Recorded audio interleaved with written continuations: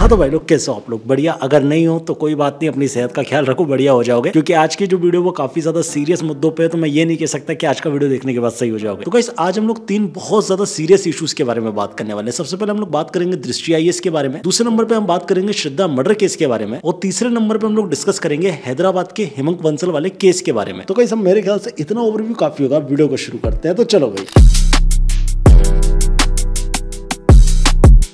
तो भाई सबसे पहले हम लोग बात करेंगे विकास दिव्यकीर्ति सर के बारे में। जिनको नहीं पता उनको बता देता हूँ। विकास दिव्यकीर्ति सर एक सर है, टीचर है, गुरु है, जो भी आप कहना चाहे आप कह सकते हैं। विकास सर दृष्टि आईएएस नाम के कोचिंग इंस्टीट्यूट में बच्चों को आईएएस की प्रिपरेशन करवाते हैं। अब उनका कोचिंग इंस्टीट्यूट कैसा है कैसा नहीं है, ये सब चीजें मैं आपको एक्सप्लेन नहीं करने वाला हूँ। और ये चीज मैं क्यों एक्सप्लेन नहीं करने वाला हूँ, क्योंकि आई नो कि इस वीडियो के टाइटल और थंबनेल को देखते ही बहुत सारे उनके ब्लाइंड फॉलोअर्स मेरे कमेंट सेक्शन में आ गए होंगे और गाली बकना शुरू कर दियोगे। अबे सम्राट, तूने क्या उखाड़ा तेरी जिंदगी में? तूने क्या कभी किसी को आईएएस बनाया? तूने बनाया क्या है किसी को? देखो यार, क्लियर सी बात है, मैंने 2 घंटे पहले मैगी बनाई थी और मेरी जिंदगी की वही अचीवमेंट है। तो भैया खैर पॉइंट पे आते हैं। तो होता ही है कि विकास सर अपने बच्चों को भैया कोचिंग दे रहे होते हैं, पढ़ा रहे होते हैं। बेसिकली पढ़ाते पढ़ाते पता नहीं कौन सा सिलेबस है जिसमें ये सब पूछा जाता है श्री राम के बारे में, वो अपने मन से ही शायद हो सकता है कि एक्सप्लेन करने लग गए। तो भैया हमारे विकास सर पढ़ाते पढ़ाते एक उत्तरकांड के बारे में बात करते हैं जो कि श्री राम के ऊपर होता है। उस स्टेटमेंट में हमारे जो विकास सर है वो माँ सीता को एक जानवर से कंपेयर कर देते हैं और कहते हैं कि श्री राम ने ऐसा कहा। अब इस चीज के ऊपर हजारों वीडियोस तुम्हें मिल जाएंगे एक्सप्लेन करते हुए कि इस तरीके का कोई भी इंसिडेंट नहीं था, महर्षि रामायण में तो बिल्कुल भी नहीं था। खैर ये स्टेटमेंट पूरी तरीके से वायरल नहीं होता, इतने में एक और स्टेटमेंट निकल के आता है सर का, जिसमें सर फिर से श्री राम के बारे में एक्सप्लेन कर रहे होते हैं और श्री राम जी को एंटी एसटी एससी बताने की कोशिश करते हैं, जबकि ऐसा भी कोई भी सिंगल स्टेटमेंट नहीं है महर्षि रामायण में। लेकिन सर ने ढूंढा है तो कुछ सोच के ढूंढा होगा। खैर जैसे ये वीडियो वायरल होने लगा, ट्विटर पर ट्रेंड होने लगा, बॉयकॉट का बवाल मच गया कुल मिला के, तो सर के कुछ फॉलोअर्स आए, बोला जाए तो ब्लाइंड फॉलोअर्स आए, और वो सर को डिफेंड करने लगे ये बोल के कि ये जो वीडियो वायरल हो रहा है वो एक एडिटेड वीडियो है। इनफैक्ट तुम्हें यूट्यूब शॉर्ट्स में ऐसे हजारों वीडियोस मिल जाएंगे जिसमें लोग ये एक्सप्लेन करते हुए बता रहे हैं कि ये एक एडिटेड वीडियो है। अगर एडिटेड था तो भैया पूरा का पूरा क्लिप डाल देते तो भी बहुत सारी चीजें क्लियर हो जाती। खैर वो बात की बात है। नाउ सेकंड पॉइंट, जैसे ये बवाल बहुत ज्यादा बढ़ने लगा, अति बढ़ने लगा, तो सर ने सोचा, हमारे विकास सर ने सोचा कि अब उनको ही मैदान में आना पड़ेगा और एक्सप्लेनेशन देना पड़ेगा। इसलिए विकास सर गए सीधे लल्लन टॉप के चैनल पे। वहां जाके उन्होंने बहुत सारी बुकें खोली, महर्षि रामायण नहीं खोली कहीं से कहीं तक, देख लेना एक बार है ना उस वीडियो को अच्छे से। बहुत सारी बुक खोली, उत्तरकांड और फलाने कांड, पता नहीं कहां की चीजें दिखाने लगे जिनका असली रामायण या असली महाभारत या फिर असली गीता से कोई लेना देना ही नहीं है। उन्होंने सारी किताबें खोली, उसका एक्सप्लेनेशन दिया और उसके बाद वहां से वो चले गए और अपनी इमेज उन्होंने क्लीन कर ली। देखो अब मैं जो तुम्हें ओपिनियन देने वाला हूं ना, आई नो उसके बाद बहुत सारे लोग मेरे से ऑफेंड हो जाएंगे। देखो हर आदमी बार बार एक्सप्लेन करने नहीं आएगा कि क्या लिखा था रामायण में, क्या लिखा था गीता में, या फिर क्या लिखा था महाभारत में। आज की डेट में हम लोग इंटरनेट पर इतने ज्यादा खो चुके हैं कि हमारे पास भी टाइम नहीं है। सीरियसली हमारे पास टाइम नहीं है कि हम अपने पुराणों को, वेदों को पढ़ सकें। और नो डाउट जो चैनल्स इस तरीके का कंटेंट बनाते हैं वो तुम तक पहुंच नहीं पाते, क्योंकि यूट्यूब उनकी रीच ऑलरेडी रोक देता है। इसलिए तुम्हें जो जैसा मैनिपुलेट करना चाहता है वो वैसा मैनिपुलेट कर देता है, जैसा दृष्टि आईएएस वाले सर ने जाके किया। सर एक स्टेटमेंट देते हैं, वो स्टेटमेंट वायरल हो जाता है, उसके बाद उनका बॉयकॉट होने लगता है। उसके बाद एक मीडिया हाउस आता है, उनको डिफेंड करता है, एक पूरी वीडियो उनसे बनवाता है, या फिर बोला जाए तो एक पूरा का पूरा शो उनके ऊपर चलाता है, एंड उसके बाद उनकी इमेज पूरी तरीके से क्लीन हो जाती है। आज की डेट में सर के ऊपर कोई भी थ्रेट नहीं, और मैं भी नहीं चाहता कि कोई थ्रेट हो उनके ऊपर। लेकिन सेम ऐसा ही केस आज से 1 साल पहले आया था। जी अगर तुम्हें याद हो तो नुपुर शर्मा वाला। नुपुर शर्मा भी एक टीवी डिबेट में गई थी, उनको एक व्यक्ति बार बार ऑफेंड कर रहा था, बार बार ट्रिगर कर रहा था भगवान का नाम लेके, जिससे ऑफेंड होके रिप्लाई में उन्होंने किसी रिलीजन के बारे में कुछ गलत बोल दिया। और उसके बाद से जो रेडिकलाइज लोग हैं इस कंट्री के और इस कंट्री के बाहर के भी, वो नुपुर शर्मा के खिलाफ थ्रेट्स चलाने लगे, फतवे निकालने लगे,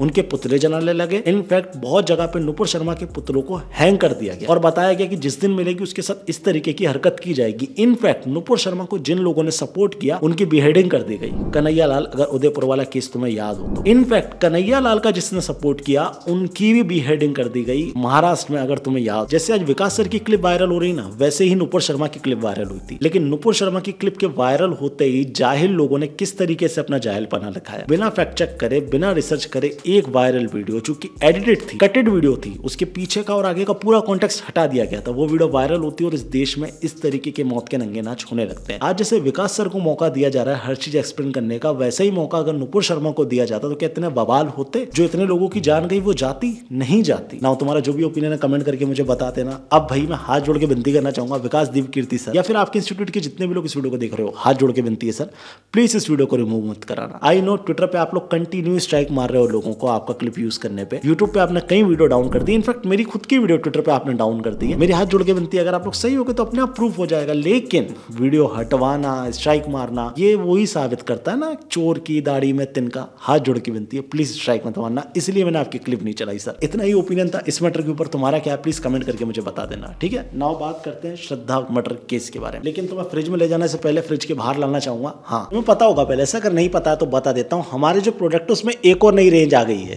जी हाँ, ये Olympia limited edition dark chocolate peanut butter with added whey everyday protein, और ये अवेलेबल है डिलेक्टेबल डार्क चॉकलेट फ्लेवर में। इसके 3 टाइप्स हैं, क्रंची, स्मूथ और क्रिस्पी। अब हमारे ये जो high protein dark chocolate peanut butter है ना, इसको स्पेशली फिटनेस को ध्यान में रखते हुए ही बनाया गया है। अगर तुम जिम जा रहे हो, वर्कआउट कर रहे हो, अपनी फिटनेस का ख्याल रख रहे हो और इसको तुमने नहीं लिया है, जिम ले इसको जल्दी। हमारे ये डार्क चॉकलेट कंबाइंड है goodness of all natural roasted peanuts का, और इसमें मिला वे प्रोटीन जो हमारी डाइट है, हेल्दी आइडल डाइट है, उसमें बराबर फिट हो जाता है। ये पीनट बटर फाइबर और प्रोटीन से रिच है विद नो ट्रांस फैट। और कितना जानोगे भाई, लिंक डिस्क्रिप्शन में पीनट बटर का। खाओ, मस्त, टेस्ट भी एक नंबर है। मैं तो डेली खा रहा हूँ, तो तुम भी खाओ। लिंक डिस्क्रिप्शन में जाओ, जाकर खरीदो।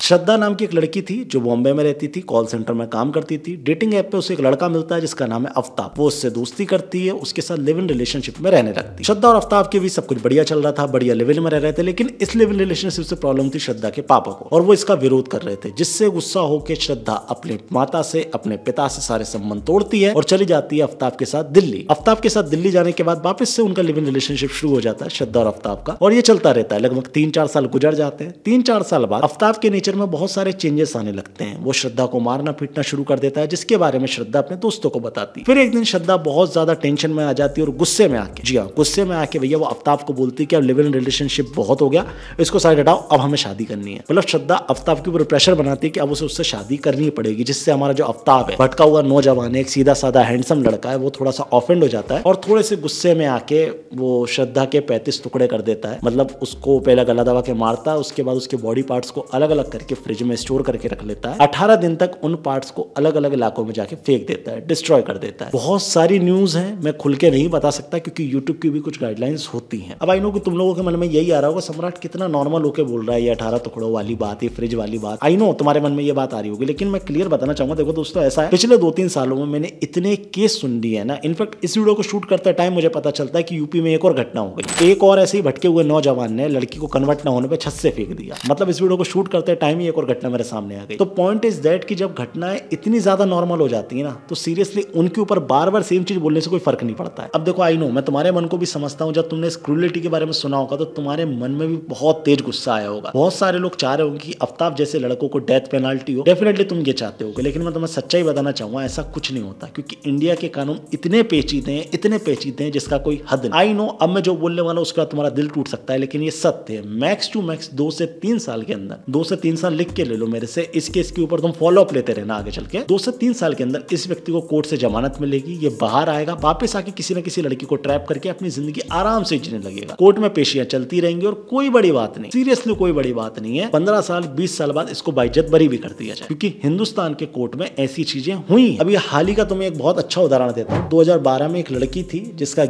रेप होता है, उसको गैंग करने के बाद जला के मार दिया जाता है। 2014 में लोअर कोर्ट इसी केस के ऊपर उन लोगों को डेथ पेनल्टी दे। अब जिनको डेथ पेनल्टी मिलती है वो लोग चले जाते हैं हाई कोर्ट में, और 2014 में हाई कोर्ट वापस कंटिन्यू रखती है इस डेथ पेनल्टी को। मतलब हाई कोर्ट भी कहता है कि इनको डेथ पेनल्टी दो, क्योंकि इन्होंने एक व्यक्ति को, एक महिला का बलात्कार किया और उसको जला दिया, तो क्रूरल्टी तो है। अब उसके बाद जैसे हाई कोर्ट आदेश देता है, ये लोग पहुंच जाते हैं सुप्रीम कोर्ट में, और तुम्हें जानकर सरप्राइज मिलेगा 2022 में, अभी की बात कर रहा हूँ, हाल ही में हमारे प्यारे सुप्रीम कोर्ट ने इन लोगों को बरी कर दिया, जमानत दे दी। 2 लोअर कोर्ट्स ने इन लोगों को डेथ पेनल्टी दी और सुप्रीम कोर्ट ने इनको जमानत दे दी। एक और सेम केस के बारे में बता देता हूँ। एक माइनर लड़की थी केरला की, जिसके साथ गैंग रेप किया जाता है, और हमारे डियर कोर्ट एक बच्ची के साथ, एक माइनर बच्ची के साथ अडल्ट लोग गैंग रेप करते हैं, और उन सारे अडल्टों को हमारी कोर्ट रिहा कर देती है। देखो पॉइंट ये है कि हम लोग किसी केस के ऊपर ऐसा कंटिन्यू फॉलो अप तो लेते नहीं है कि हमको पता रहे कि क्या होने वाला है क्या नहीं होने वाला है, लेकिन जो मेरा एक्सपीरियंस है उस हिसाब से मैं गारंटी दे रहा हूँ कुछ नहीं होगा। 2 साल 3 साल के अंदर हम लोग भी भूल जाएंगे, और कोर्ट भी बहुत अच्छे से भूल जाएगा कि इस व्यक्ति ने क्या किया था, और उठा के इसको जमानत दे देगा। एक वो निर्भया कांड था जिसमें सालों साल लोगों ने फॉलो अप लिया, सालों साल लोग उसमें लगे रहे, और उसके बाद इन दी एंड निर्भया को जस्टिस दिला दिया। इसके अलावा जितने भी केसेस हैं, मैं 6 महीने 3 महीने के अंदर लोगों को बोलते हुए देखता हूँ। सेम इस लाइक आफ्ताब वाला भी होगा, ज्यादा दिमाग लगाने की जरूरत नहीं है। हो सकता है तुम्हारा दिल टूट गया, लेकिन सच्चाई बताइए तो प्लीज ऑफेंड ना होकर लाइक कर देना, ठीक है ना। जब से मैं श्रद्धा और आफ्ताब वाले मीम्स देख रहा हूँ, उसमें एक क्वेश्चन बहुत ज्यादा राइज हो रहा है, स्पेशली फेसबुक पे, कि फेसबुक पे जो ऑडियंस ऑडियंस है वो मैक्सिमम 50-60 साल की है। तो बहुत सारे लोग भैया बार बार एक ही कमेंट कर रहे हैं कि आफ्ताब वाले केस में जो है श्रद्धा के माँ बाप की सबसे बड़ी गलती है। अगर वो श्रद्धा को तो चांटे मारते, समझाते, तो शायद आज वो टुकड़ों में डिवाइड नहीं होती। देखो ऐसा है भाई, इस देश के जो कानून है ना वाकई में पेचीदे। मैं सिर्फ इन कॉन्टेक्स्ट से नहीं बता रहा, मैं हर कॉन्टेक्स्ट से बता रहा हूँ। और स्पेशली ये जो लव जिहाद वाले मामले आते हैं ना, इसमें तो और ज्यादा पेचीदे हो जाते हैं, क्योंकि इसमें जो विक्टिम होता है ना, जो बाद में विक्टिम बनने वाला है, वो पहले भी विक्टिम ही होता है, लेकिन इस टाइम जो उसको परेशान करने वाले लोग होते हैं वो उसके माँ बाप होते हैं। बाद में वो कोई अब्दुल, आफ्ताब या फिर कोई भी और व्यक्ति हो सकता है, लेकिन पहले सिनेरियो में उसके माँ बाप ही उसके सबसे बड़ा दुश्मन होते हैं। मैंने एक नहीं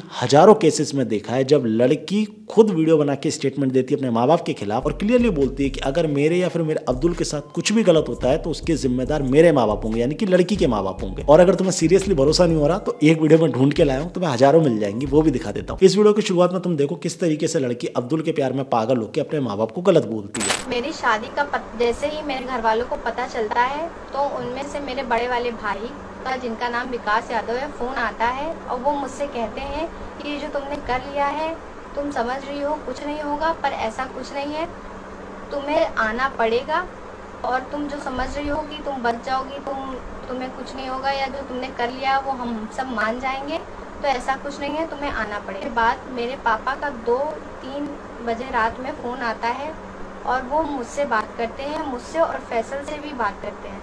मुझसे भी बातें करी थी बहुत सारी कि तुम क्या करते हो, क्या काम है, तुम्हें ये करने से पहले सोचना चाहिए था। अच्छा तुमने अपने पापा को बताया? तो मैंने कहा नहीं सर, मैंने भी अपने पापा को इन्फॉर्म नहीं करा है। कहते हैं तुम अपने पापा से इन्फॉर्म कर लो, मुझे मिलवा दो, मैं तुम दोनों की शादी करा दूंगा, मुझे रिलीजन से कोई मतलब नहीं, जहाँ मेरी बेटी खुश रहेगी वहाँ मैं राज़ी हूँ।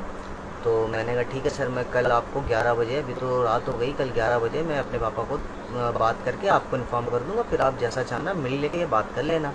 कहते ठीक है, अगर नहीं करोगे तो तूफ़ान आ जाएगा, ये वो। मैंने कहा ठीक है सर, क्षमा चाहता हूँ जो दिक्कत थी, लेकिन मैं कल आपको ज़रूर बताऊँगा। मैं अपनी मर्ज़ी से आई थी, तो मैं नहीं जाना चाहती थी किसी के साथ भी, इसलिए मैंने इनके साथ रहने का फ़ैसला किया और मैं यहाँ से नहीं गई। कि मेरे पापा के दोस्त आके, वो जहाँ ये रहते हैं वहाँ आके बोले कि लड़की तो मरेगी, भाई के दोस्त भी आके कि लड़की तो मरेगी, लड़की को तो लड़की के पापा मारेंगे और लड़के का तो जो होगा वो होगा।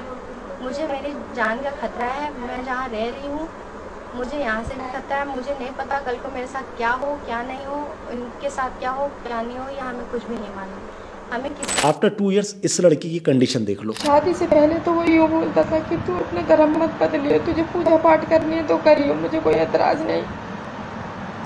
शादी होने के 1.5 महीने बाद से उसने मुझ पर दबाव बनाना स्टार्ट कर दिया कि नमाज पढ़ रहा हूँ। तो पॉइंट यही है कि जब आप श्रद्धा के पापा की FIR पढ़ने जाएंगे तो आपको पता चलेगा कि श्रद्धा ने गुस्से में आके या फिर जो भी बोला जाए प्यार में अंधा होके अपने माँ बाप के खिलाफ ही स्टेटमेंट दिए थे। इनफैक्ट अपने माँ बाप से सारे रिश्ते तोड़ दिए थे। तो अगर कोई ये समझाना चाहता है ना कि भैया आज की डेट में इन सारे केसेस में जितनी गलती बच्चों की उतनी माँ बाप की, तो मैं नहीं मानता, मैं सीरियसली नहीं मानता, क्योंकि माँ बाप समझा ही सकते हैं, कानून उनके भी खिलाफ बने हुए। अगर वो ज्यादा प्रेशर डालेंगे तो यही लड़कियां, यही बच्चियां जाके अपने भाई को और बाप को जेल में बंद करवा देंगी। तो मैं उनको सीरियसली गलत नहीं मानता, क्योंकि उनको नहीं पता, वो इस जमाने में पैदा नहीं हुए हैं जब उन्हें पता हो कि इंस्टाग्राम क्या होता है, फेसबुक क्या होता है, ट्विटर क्या होता है, डेटिंग एप्स क्या होती हैं। वो उस जमाने के होते हैं और उनको नहीं पता होता कि कोई किस तरीके से ट्रैप कर सकता है। मीडिया में उतना ही दिखाया जाता है, 2 ही दिन दिखाया गया ना श्रद्धा वाला मामला, आज की डेट में गायब हो गया, तो उनको उतना अपडेट नहीं मिल पाता है। तो प्लीज उनको गलत कहना बंद कर दो। नाउ ये जो मामले हैं, जितने भी मामले हैं, ये इतने ज्यादा कॉमन हो चुके हैं ना कि बार बार इनके ऊपर रिपीट करना या फिर बोलना, ओपिनियन देना कुछ बनता नहीं है। सीरियसली कोई लॉजिक नहीं बनता। तो मेरा जो था